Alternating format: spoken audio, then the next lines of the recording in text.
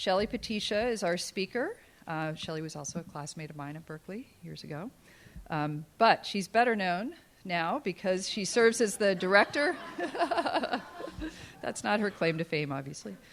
Serves as the director of the Urban Solutions Program at the Natural Resources Defense Council in their Washington, D.C. office. And I suspect, did you start that division as well? Yes. She's a longtime partner of NRDC in multiple initiatives, including transportation policy reform, LEAD ND, and the creation of Smart Growth America. Prior to joining NRDC, she was senior advisor and director of the Office of Sustainable Housing and Communities at the Department of Housing and Urban Development, and I think also the founding director of that office. So you can see she's an innovator. Before joining HUD, she served as president and CEO of Reconnecting America, where she became a national leader for the reform of land use and transportation planning and policy with the goal of creating more sustainable and equitable development, particularly around transit stations.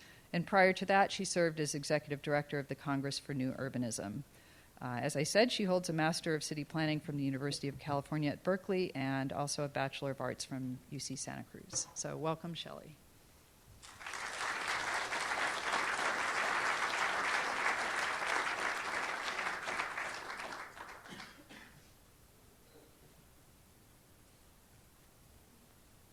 I am just totally geeking out because that was so incredible. I love that.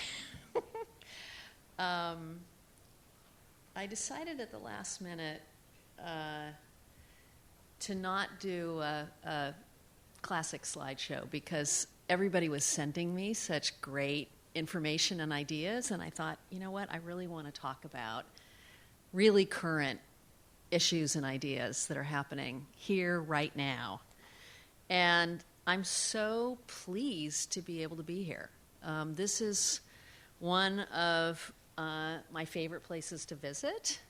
It also has just a tremendous number of great memories, particularly from my days working for the Obama administration, working at the Department of Housing and Urban Development. I came with then HUD Deputy Secretary Ron Sims and a bunch of folks from the Economic Development Administration early on in our tenure, I think back in 2010. And one of the things that we were looking at were places that really were creatively thinking about how to build local economies, how to reinvest in local businesses, and how to create thriving economic opportunities for people who are starting with very small businesses and trying to grow that.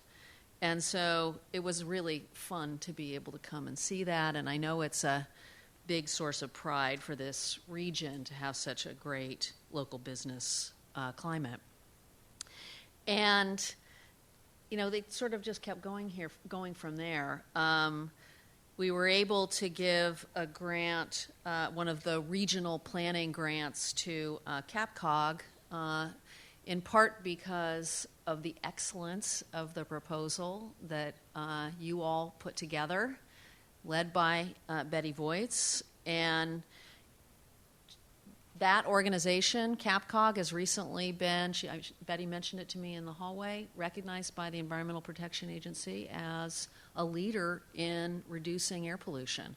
This is so incredibly important because we really have to deal with the health of our people. And I think one of the things that we're learning is that an overwhelming number of young kids are suffering from asthma, in part because of the particulates in our air. And so the fact that you're able to really address that is a huge leap forward. And, you know, the other thing I just would remind you is that even though it was 3 or 4 years ago that you were able to get one of these regional planning grants, and working at the regional scale is hard. It means building bridges with, you know, across jurisdictional lines, and we saw the maps that Professor Mueller put out that show, you know, how hard that might be. Getting one of those Sustainable Communities grants was harder than getting into an Ivy League college. So good work.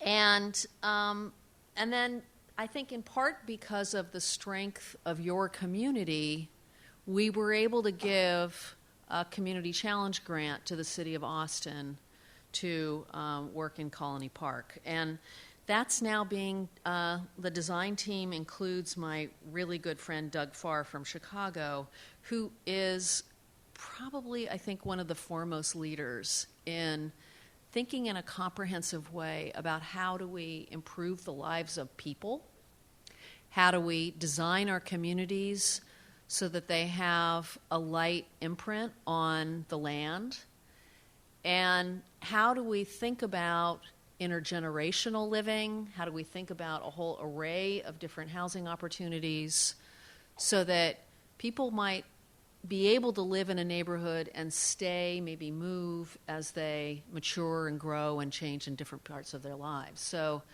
that to me is an incredible opportunity. He sent me a note last night saying that he's really been struggling with how to bring housing and transportation together in that project, and how in some ways it's almost easier to deal with housing affordability than it is to deal with transportation and making transportation options truly work for people at all stages of their lives and with all the different kinds of things that we need to do every day. I think that it's one of the biggest challenges that we'll have to really confront. And that's a big part of what I've been thinking about also. I've recently left government. I've now become an environmentalist. I never really thought I would go from being a community development and social justice activist to becoming an environmentalist.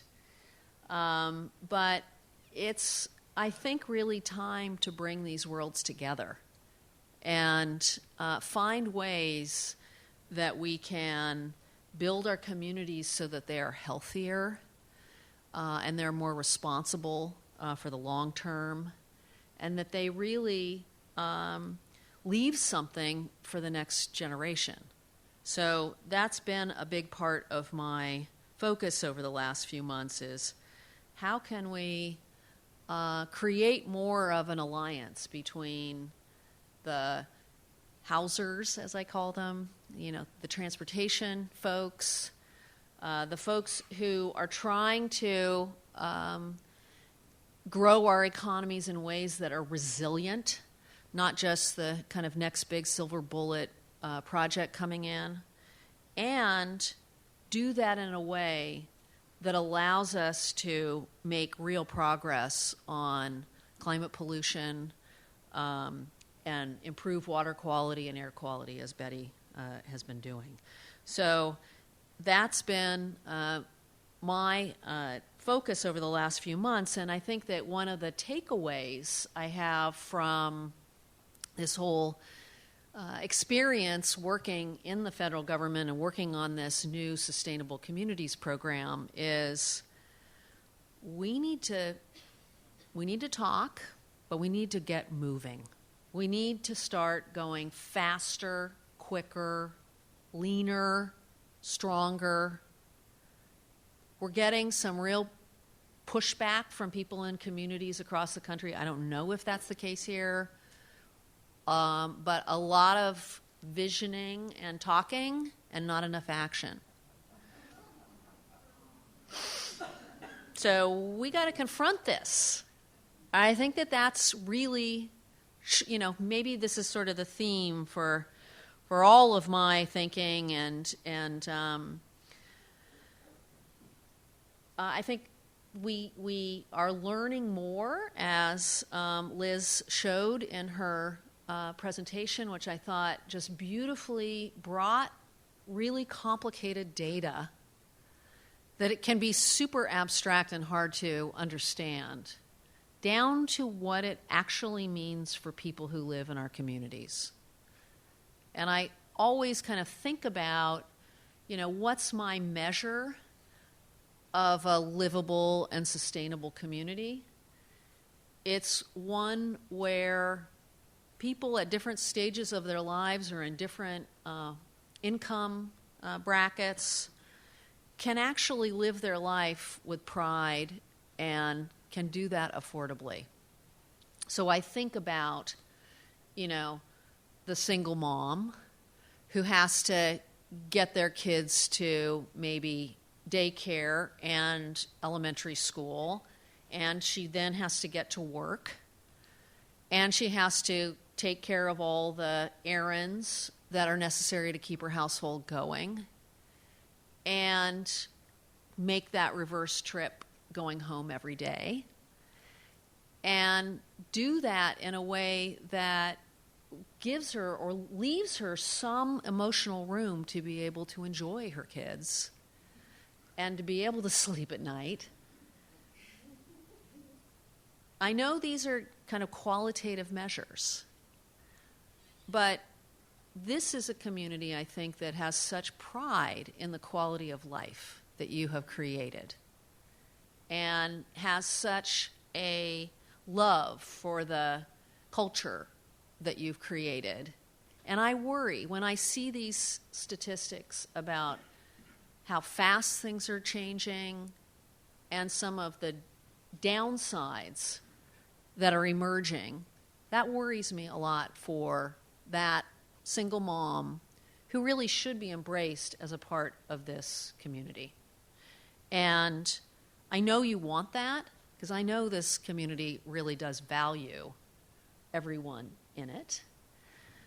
But I would urge you, as you think about planning for the future and planning for the next set of investments in housing and transportation, that you're maybe kind of creating a measure in your own mind, or maybe it's a measure for yourself. How would this actually work? How do we move beyond some of the kind of big, kind of abstract discussions to making a community where people really enjoy living here and they can afford to live here and they're happy as they're living here and they're able to access jobs and be able to have a fulfilled life? One of the studies that I've been tracking is a recent Harvard University study that, again, looks at this income divide, income and racial divisions in our communities. And it's starting to show that the places that rebounded from the recession the quickest were those that had less of an income divide and also had more extensive transit systems that connected people effectively from where they live to where they work. And they had a pattern of community development that allowed people to, in some cases, live and work in some of the same neighborhoods. So there's real evidence starting to show that when a community takes these issues on, it actually benefits everyone. This is not a strategy, I think, for just one segment of the population. It is a fundamental stabilizing effect for the community as a whole, if we think more comprehensively. So one of the things you might ask yourself is, how did the Bostons and the Denvers and some of the other places in the country that are rated higher on those measures do it? And I think that one of the things that they're learning is that there are, of course, no silver bullets. There's not one solution that just is magically going to solve all these challenges. And I think it's a little reductive, frankly, to expect that if we're just working on one strategy, it's going to solve problems for the real diversity of people who live in our communities. You know, you might be at a place in your life where you really do have a large family, you really want to live in a place that has more room, and at that point in your life, it's really important to be living in a more of a suburban community. Those people should have the opportunity to be able to take care of errands nearby, to be able to bicycle to local destinations. Those kids should be able to walk to school as well. And so one challenge that we have and one strategy is to make sure that we're paying attention to the places that maybe don't fit our current vision of a compact, walkable, transit-connected community, but they can gradually evolve and change. And we want to make sure they're included in this strategy. I thought the Imagine Austin plan that identifies a set of centers that would focus new housing and jobs and create real, I guess, activity places. That's so important because we're learning that when you bring together that kind of magic recipe of housing that allows a whole diversity of different types of people to be able to live in a neighborhood or a center, with jobs that maybe is a mix of kind of your straight-up office, but also entrepreneurial business opportunities, and put that in a place that really is hospitable to people walking and meeting each other and participating in civic culture. Those places create higher values for their municipality. Professor Ed Glazer has been writing about this. I don't really agree with him on all kinds of things, but he's really showing that interaction and spark that comes from living together, working together, being together, playing together, actually creates more value and more creativity, more business than just taking each of these increments of development separately. So there's a magicness to bringing them all together.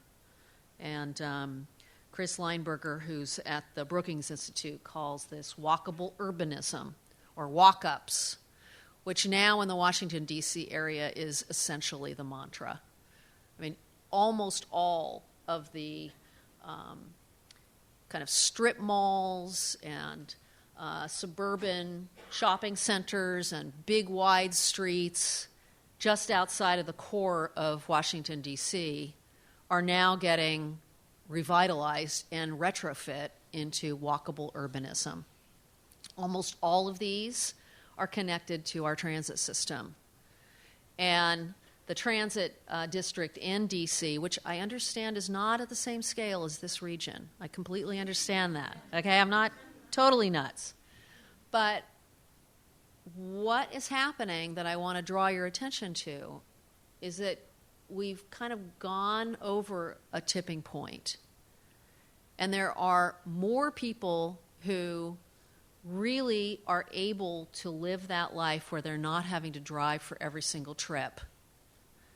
And they want this. This is a strong and growing market.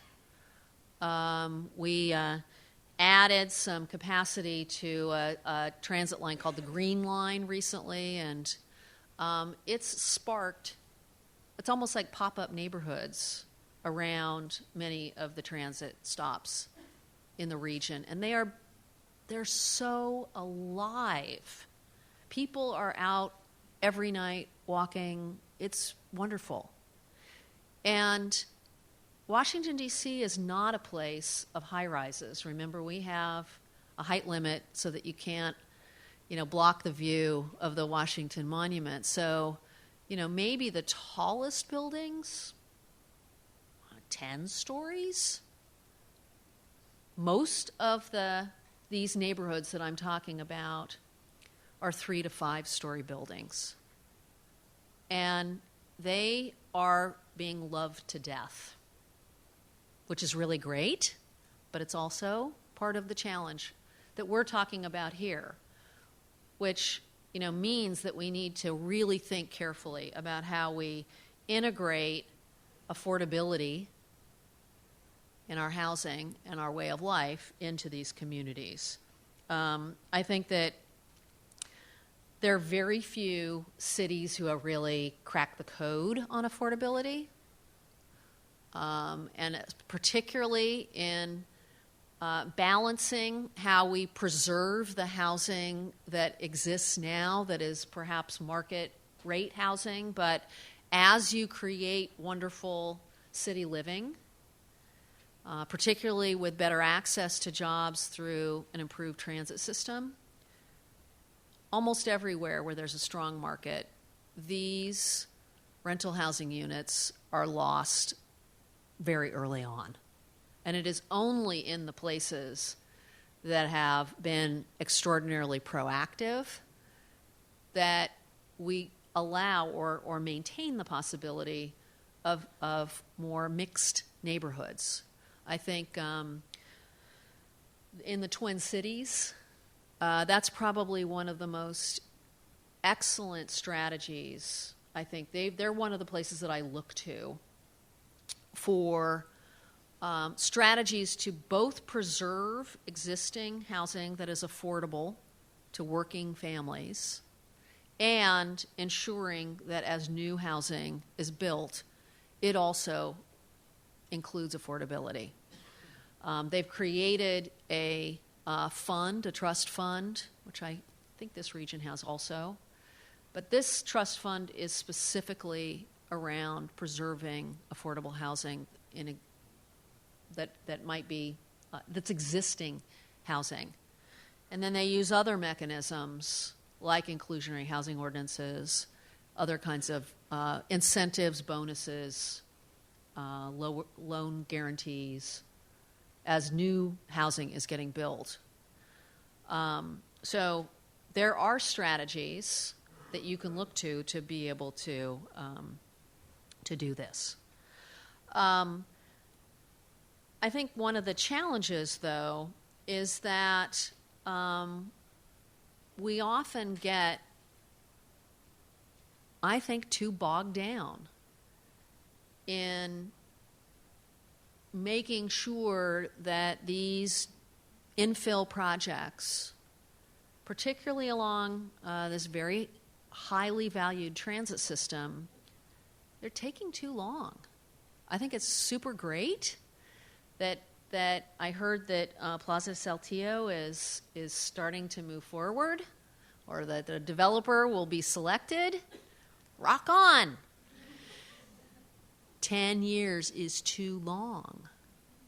That's not okay, you guys. You have to speed it up. Because think about the people who need those opportunities. They need to be able to have the real option of saving the money that Liz raised and showed in her presentation. It's really critical. And so if you, again, put on the hat of the people who are living in your community, I think it should spur you to move more quickly. I also understand that there's a real opportunity to get going on the Central Line. Is it the Central Corridor, the Central Line? Central Corridor, okay. And, you're coming in to this phase of transit building at a perfect time, because one of the reasons I went to Washington, I moved my family from the Bay Area to cold and yucky Washington, D.C., is that I wanted to really make a difference in this area of linking housing and transit together. And I was able to be part of the team that rewrote the guidelines for the New Starts program at the Federal Transit Administration. This, by the way, was the first time that housing and urban development had ever been invited to even be in a conversation with the Transit Administration. And so this, the bar is very low in D.C. but we worked it out. We had the most unbelievable conversations, and it kind of is just emblematic of how challenging this is, but at the same time how rewarding it can be. So we met for almost a year to try and craft the new guidelines. The old guidelines essentially rewarded a transit agency to build a transit line that would just go quicker and faster. And that's in part why we ended up with a lot of transit lines down the middle of freeways or along routes that maybe ended up someplace interesting, but there was nothing in between. And the Central Corridor in the Twin Cities, which links downtown Minneapolis with downtown St. Paul, really almost it became the poster child of why the old standards of faster, and they called it cost effectiveness, why that system didn't work. So if you can imagine two major downtown or major job centers, the two major job centers of the region, and trying to link those together along a big arterial street that goes through a bunch of existing neighborhoods. Many of them, actually it also connects to the university, so it would be downtown Minneapolis, university, neighborhoods, and then downtown St. Paul. And when the transit planners submitted their application to the Federal Transit Administration, in order to meet this cost-effectiveness measure, they had to cut out 4 stations so that they could speed up the train. But the 4 stations were the stations in the low-income neighborhoods, and ultimately, cut out the people who needed access to jobs more than anything else. So this now has been flipped, and the criteria, I think very fortunately, says we need to be considering a broader array of outcomes from these major transit investments. First of all, we're broke, and we've got to be very, very careful about what we spend our money on in infrastructure. And we better make sure that we're getting multiple benefits from every single investment. It's not good enough now just to be thinking about how fast you can move people.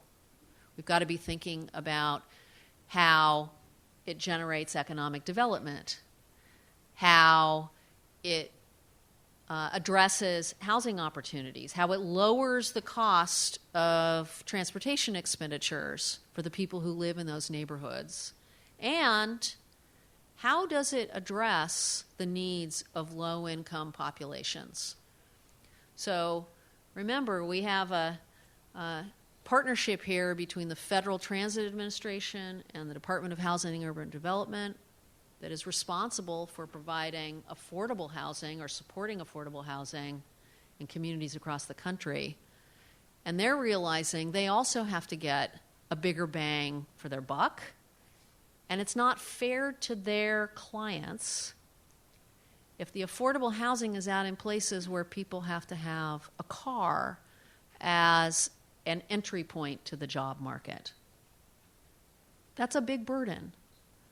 So we have housing and urban development prioritizing transit corridors as places to invest affordable housing dollars. And now, pretty much any time you're competing for funding at the housing and urban development streams of money, you're not going to get it unless you have your housing clustered around the transit lines, if you have transit lines. And then you have the Federal Transit Administration going, you know what? It's really a benefit to us to be sparking economic development and, frankly, serving people who can truly benefit from this major infrastructure investments.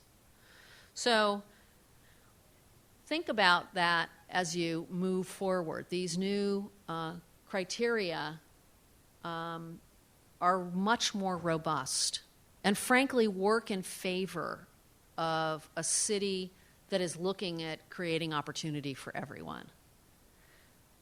These funds for transit infrastructure are, again, unbelievably competitive. I think if we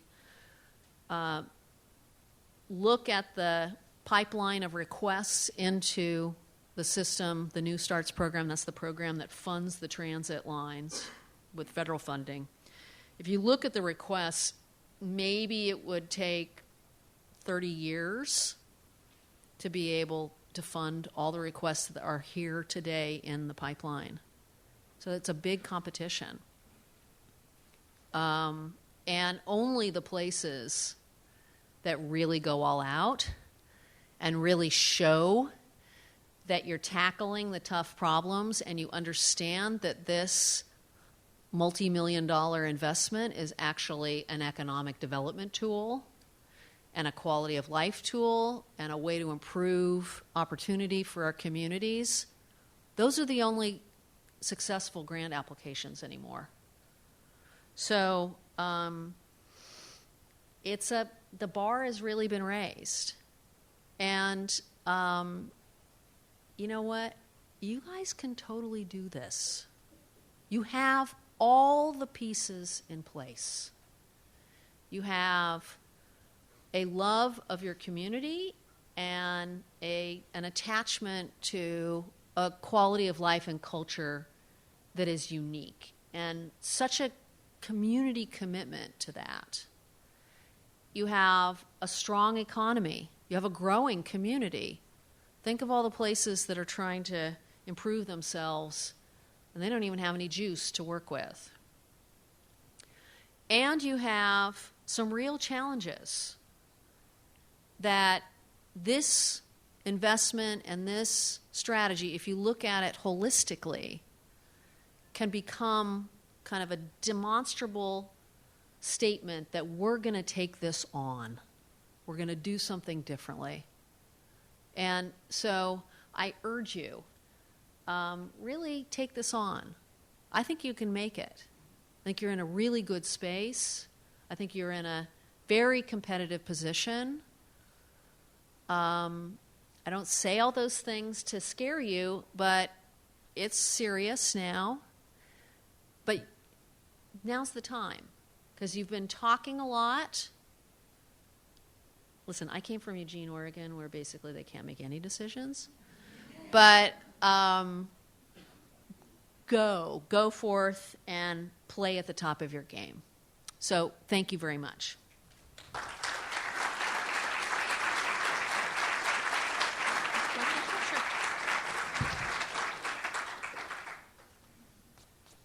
Anybody have any questions? It's morning.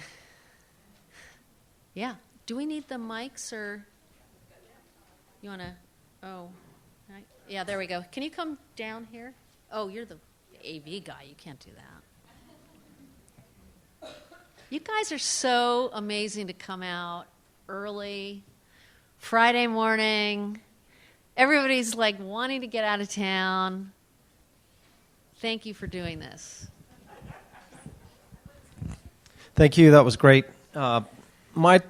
As I heard your talk and the one preceding it, the thing that occurs to me is, and I could be off base here, but I expect that many, if not everyone in this room, is already basically an adherent to the same type of worldview, if you will, but at the same time, working at I don't work at the MPO, I'm on the technical advisory committee at the MPO, and looking at the cross-section of folks that are there that represent the broader Central Texas region, where many of these issues are arising, not just in the core of Central Austin.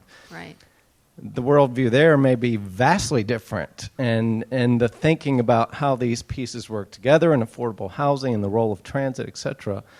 So I'm just curious if you have any examples or best practices for how to broaden the audience for this type of discussion. Well, that's a really good question. Because it's really fundamentally important. And this is where I really put my politics hat on and start thinking as an activist. And it's important in those settings to really understand what are your shared values and how can you laser focus on those shared values to try and find things to work together on. And yet, I would also argue, here I've been, a regionalist my whole life, and I do believe that the future of community, a central city like Austin, is dependent on the success or failure of surrounding communities. You still have to keep moving forward, even within the city of Austin. You actually, I think, do have some real allies in the region as a whole. And I think that finding some projects that you can do together that actually you're going to set aside whatever differences on those other issues, you're just going to get this thing done, is a way of building that success. I was in actually two of the places that I really thought were very impressive in this space were Salt Lake City, which, now they have really embraced the region in a way that I don't think they had before. And now they're creating a regional investment fund for affordable housing near transit. And that fund will, yes, benefit the city of Salt Lake, but it also will go throughout the whole region.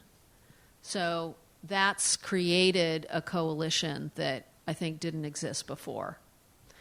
And little old Des Moines, Iowa, they came together around their water and the natural systems in their region that really were getting, destroyed by major floods. And that became the glue that brought everybody together. And it's allowed a real conversation about where they build and what they build and how they get around. And it's like the kind of opening line in the conversation. Oh, right here. Go ahead. No, you're right here where the mic is. I loved what you said about visioning and visioning before and not doing. Uh-huh. Austin has got that in spades, and we imagine and we dream and we plan, but anyway.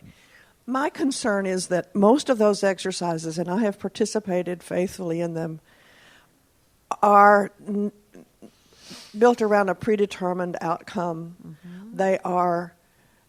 They're just, people are pretty cynical about them at this point. Mm-hmm. But they also foster more of the polarization that we have in our community. Mm-hmm.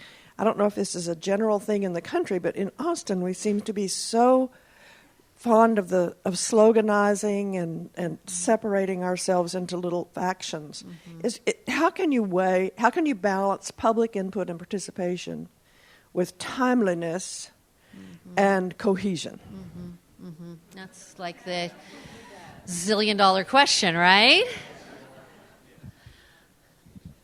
Well, to some extent, it really, it's very corny, but you do have to have capable leaders who are able to keep things moving and keep their eye on the ball and keep going and not get kind of distracted by eddies.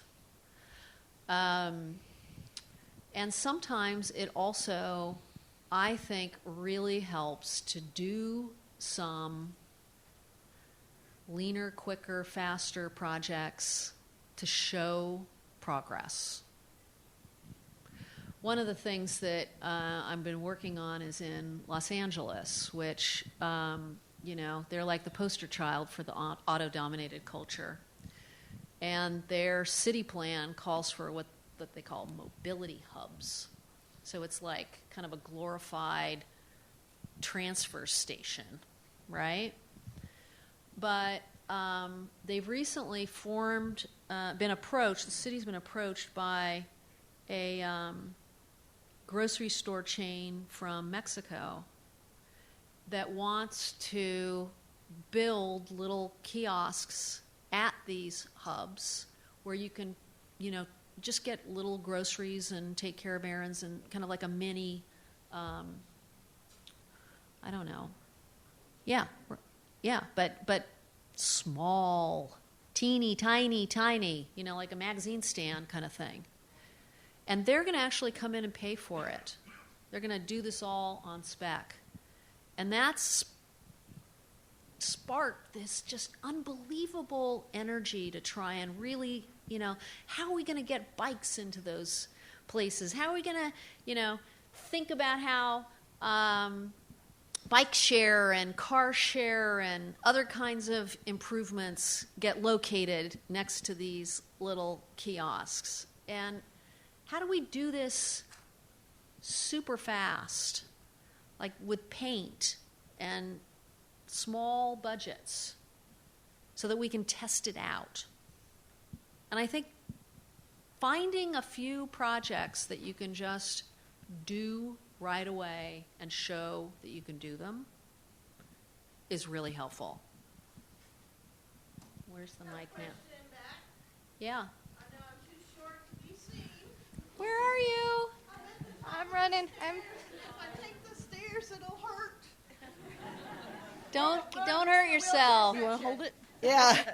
Hi. Thank you very much. As a Sure. representative of the community of persons with disabilities, Yeah. I would like to announce so many achievements we've made in the city of Austin for inclusion of persons with disabilities in the community. Our transit system is 100% accessible to people with disabilities, which is a landmark here in the Austin area. Also, the University of Texas, when I was going here, didn't have lifts on their buses. Now they do. Great. Guess who was behind that one? Hey, the other thing is our city council being very proactive to the needs of our people and community with disabilities has put forth a 15-year-long process of visitability in building codes. Uh-huh. One that the builders are fighting us on, but when you put basic accessibility features into new housing, then you find that the community of people with disabilities are more integrated into the community than segregated into our disability ghettos. Yeah. So Excellent. thank you. Yeah. That's terrific progress. I'm just going to go wherever the mic goes. Yeah, sometimes that works. The mic master, as it were. So you said something really interesting that I thought was pretty fantastic, that after you guys worked to get HUD and FTA really talking, that nowadays if you want money from HUD, you pretty much have to be able to show that transit's there, right? That it's in place, it's accessible to low-income families.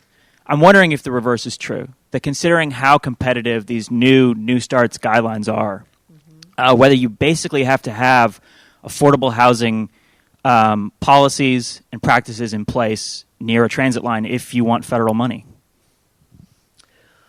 Well,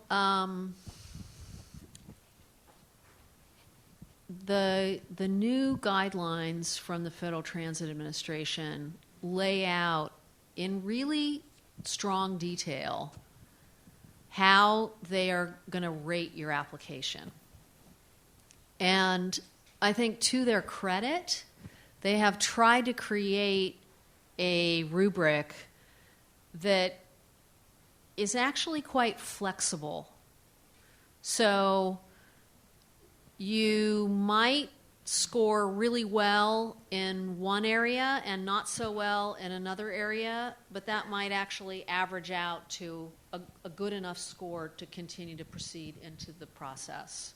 And the reason I'm saying this is because I think there's been a bit of a misunderstanding that the guidelines are only about getting transit into neighborhoods that are new growth areas.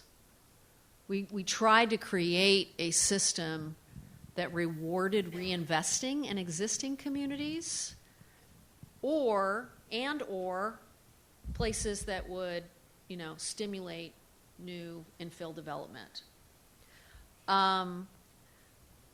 The thing that has changed in Washington, at least, that I'm really proud of this. All these applications for any of these competitive funds, whether it's transportation or environment or housing or agriculture, now it's commerce, they are all reviewed by interagency teams. So you kind of can't snowball anybody. And so that it does. It requires a group like this, which really brings people from all kinds of different sectors together to work together to put the best proposal forward. So I don't know if I would be as sort of black and white as you're saying, but yeah, it's a new day. Anybody on this side?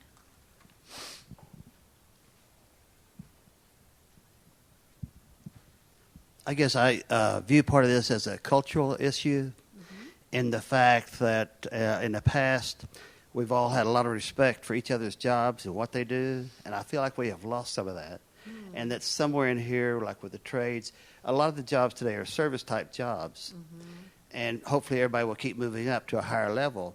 But somehow we need to move in towards more of a communications and an educational side of how that we can move back towards respect for each other for what they do, because everybody's job is important. Yes, that's right. That's right. I can just go ahead if you don't want to respond. Go for it. I agree with you. I'm piggybacking on a couple of things that happened. You just mentioned in LA these sort of more organic, pop-up kiosks. And how do we get to a balance? And this is really, I'd love to hear if you have any examples or any thoughts or any encouragement for our city leaders between that and a highly regulatory environment. I'm certainly no libertarian, but I can think of several examples in Austin that have been organic like that have been wonderful and have provided people opportunities to make a living. Food trailers, food trucks is one. Right. Renting out your house short term when the throngs of people come into town. And now those are both suddenly regulated and more hard to do and unnecessarily regulated, in my opinion. And I feel like with the whole housing and transit, we do the exact same thing. If you want to build affordable housing, there's a requirement that you talk to your neighbors and engage with your community and number of things. But if you want to just come in and do market rate housing, no requirement for that. It seems like it should be the opposite way around. If you want to use our resources and hook into our plumbing system, engage with your community. And if you're going to bring us a community good, you should have make it easier. And I'm a developer. I spent a year in site permit and, just the regulations and the willingness to engage ad nauseum with the community is, I feel like I would love some examples of where do you draw that line? Yep. Well, you're kind of right in the bullseye, so to speak. 10 years to get Plaza Saltillo to a place where you're offering it to a developer is too long. And it may be the most rockin', bells and whistles, totally cool development when it's built, but 10 years is too long. We have, when I was in the Bay Area, we had a project that was considered kind of like the demonstration project for all time. It was called Fruitvale Transit Village. And if you're like a transit geek, you know about this project, right? And so it had affordable housing, it had local small businesses, it had a bike repair shop. Before that was ever kind of considered, it had like a daycare and a community school project, and it was adjacent to kind of the historic Latino neighborhood, so it really was connected to the Hispanic culture of the Bay Area. It took 25 years to get that project done. Wow. It also took, I think, something like $50 million in subsidy. And I don't ever use that project as an example of a success anymore. Yeah, it's cool, but that is not what success should be like. So I do think you kind of have this opportunity to buckle down and really explore what is going to help you expedite. So, City of Portland, one thing they do is that they actually have, a limited period of time for comment and public engagement. And actually, the state requires an up or down vote on a proposal. I think it's within 27 days or something like that. It's not a perfect place, but it is a very, very beautiful city. And I know you all probably would like to have some of the cool things that are there. There's a lot of that here too, but I'm just saying, it's something you could aspire to. The other thing is that some cities and regions, Seattle recently did pre-clearance for a whole swath of neighborhoods that are connected by a planned transit line.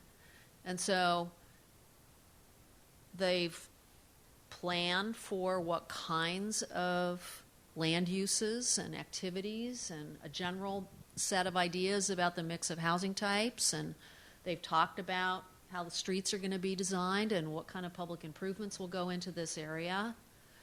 And now they've done the environmental review for the whole area. They've done the analysis for this district in advance so that now a developer is entitled to go in and get a permit for anything they can demonstrate is consistent with that plan.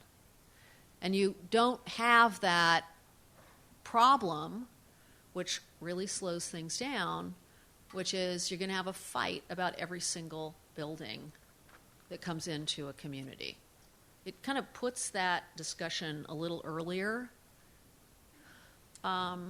It's hard to do. It takes a lot of restraint. And, the development community has to also honor what is in that plan. It's not just a free ride.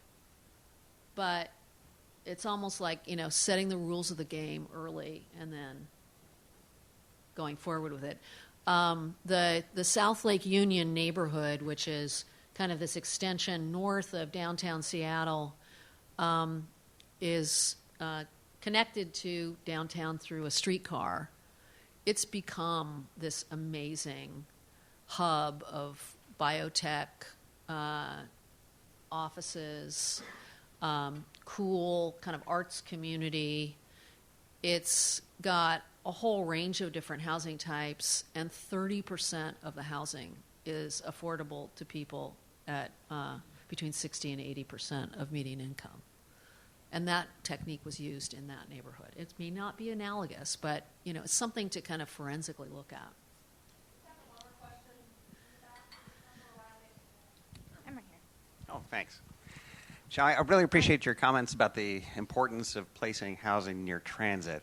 We've been pretty good here in Austin about recognizing that importance for some time through our smart housing program. But just lately, we've run into some friction as a result of standards coming down from the state level, particularly in regard to tax credit projects.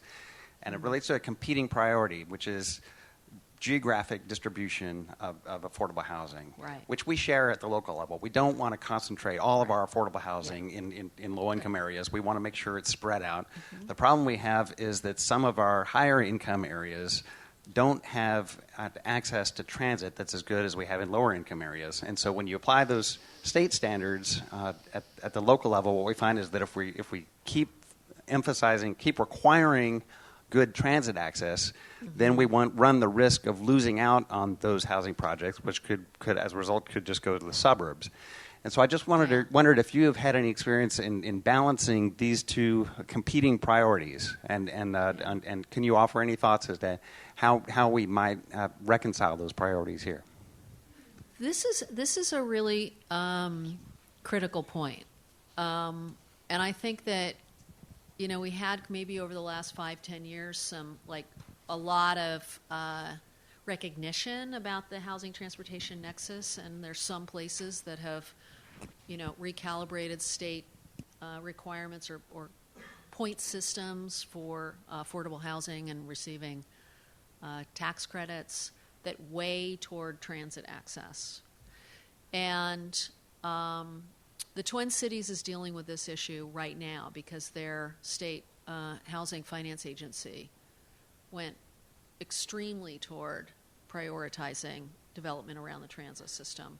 But they're now trying to kind of moderate it a little bit by saying, if you have other kinds of amenities, like a school, parks, libraries, local services, that also helps shorten car trips, for instance. It may not be as powerful as being on a transit line, but it does provide benefits. And there are many families that deserve the opportunity to live in those high-income neighborhoods where, frankly, as we saw the maps, the highest performing schools are located. So, we should not be putting any shame on these families who want excellent educational opportunities for their kids.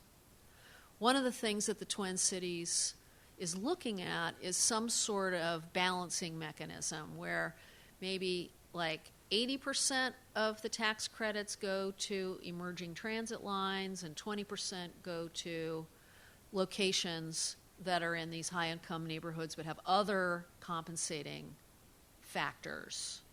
So, any policy can be kind of blunt. So any way you can adjust it, I think, is important. Well, thank you very much.